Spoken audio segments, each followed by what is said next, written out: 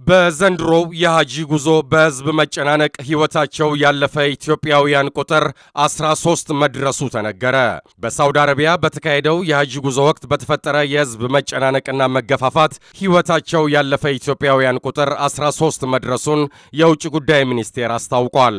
ሚኒስቴሩ በጉዳዩ ላይ ባወጣው መግለጫ መንግስት በሳውዲ አረቢያ ሪያድ ከሚገኘው የኢፌዴሪ ኤምባሲ፣ ጅዳ ከሚገኘው የኢፌዴሪ ቆንጽላ ጽሕፈት ቤት፣ ከሃጂና ኡምራ ኮሚቴ እንዲሁም ከሳውዲ አረቢያ መንግስት ጋር በመሆን ጉዳዩን በቅርበት በመከታተል ላይ ይገኛል።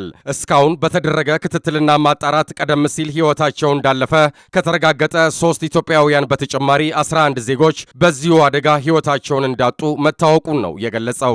ይህም የሞቱትን ዜጎች ቁጥር ወደ 13 ከፍ ያደረገ ሲሆን የመቁሰል አደጋ የደረሰባቸው ዜጎች ቁጥርም 26 መድረሱ ታውቋል ብሏል መግለጫው። የቆሰሉት ኢትዮጵያውያን ሕክምና በመከታተል ላይ ሲሆኑ በአሁኑ ወቅትም በመልካም ሁኔታ ላይ ይገኛሉ ተብሏል።